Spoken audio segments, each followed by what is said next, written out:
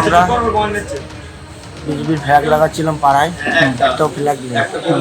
ওরা লাগানোর পরে ওরা দেখি 4-5 জন ছিল, আমি পালিয়ে এসেছি। 8-10 জন এসেছিল, পুরো পাতালি গুলি করে একদম। আমি তার মধ্যে দুটো আমার সামনে যে একটা গুলি চালিয়েছে, আমি পিছন দিকে দৌড়তে গেলে পিছন দিকে একটা গুলি। স্টেশনের আশেপাশে যে গ্রামটা আছে সেখানে বসেও কিছু বন্ধু বান্ধবের সঙ্গে বসেছিল। সে সময় অতর্কিতভাবে কিছু দুষ্কৃতী এসে গুলি চালায়। সেইটার তদন্তে নেমে আমরা জাহিনুল গাজী বলে একজনকে ওখান থেকে অ্যাপ্রিহেন্ড করি এবং ইন্টারোগেশন করে সে তার যে ইনসিডেন্টটা ও স্বীকার করে। আমরা চাইছি ইমিডিয়েট অ্যারেস্ট হোক আর আইনানুগ কঠোর শাস্তি হোক। এটা তো তৃণমূলের শেষ জমানা। এই একদম শপথ নেওয়ার পর, আমরা মন্ত্রিসভা বুঝে পাওয়ার পর, ঠিক যেমন পরিস্থিতি উত্তরপ্রদেশে হচ্ছে, খুঁজে খুঁজে বের করে এনকাউন্টার করা হবে। তৃণমূল কংগ্রেসের তো পুরো পার্টিটাই ধ্বংস হয়ে গেল, তো বহু পরিবারের রুজিরুটি বন্ধ হয়ে গেল। সেই আক্রোশ থেকেই এগুলো হচ্ছে চারিদিকে। এরই পাশাপাশি বসিরহাটে যেখানে দলীয় পতাকা লাগাতে গেলে বিজেপি কর্মীদের মারধর করা হয়, আর সেই অভিযোগ তৃণমূল আশ্রিত দুষ্কৃতীদের বিরুদ্ধে। গোলমালের মধ্যেই গুলি করা হয়, আহত হয়েছেন এক বিজেপি কর্মী। ঘটনায় একজনকে গ্রেপ্তার করা হয়েছে, ওই বিজেপি কর্মীকে হাসপাতালে ভর্তি করা হয়েছে।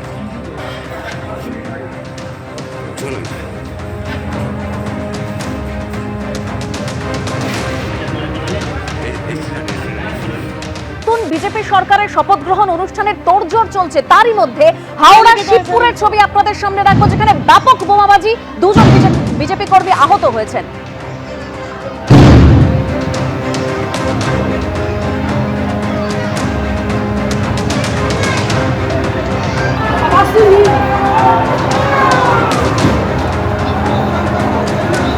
गोली चल रहा था।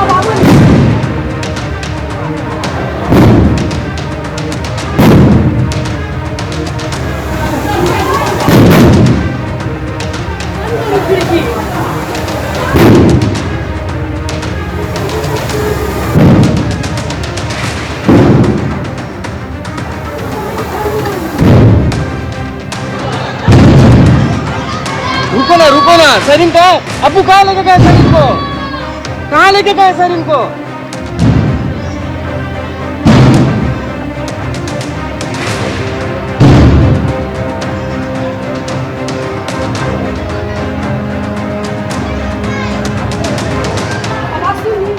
ভোট পরবর্তী হিংসায় উত্তপ্ত শিবপুরের চওড়া বস্তি। আজ দুপুরে এই তৃণমূল কংগ্রেস এবং বিজেপির মধ্যে সংঘর্ষের ঘটনা ঘটে। গোটা এলাকা কার্যত রণক্ষেত্রের চেহারা নেয়। এই মুহূর্তে দেখা যাচ্ছে এই যে চওড়া বস্তির যে গলি, সেখানে চারদিকে প্রচুর ইট ছড়িয়ে পড়েছে এবং এই যে বাকেট আছে, বাকেটের ভেতরে তাজা বোমা আছে। বেশ কয়েক রাউন্ড বোমাবাজি হয় বলে জানা গেছে।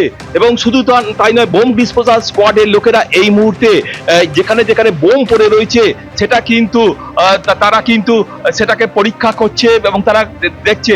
শুধু তাই নয়, বোমাবাজির পাশাপাশি এখানে কিন্তু বেশ কয়েক রাউন্ড গুলি চলে বলে অভিযোগ। ঘটনাস্থলে কিন্তু আমি দেখাবো এই মুহূর্তে যে গুলির খোল পড়ে রয়েছে।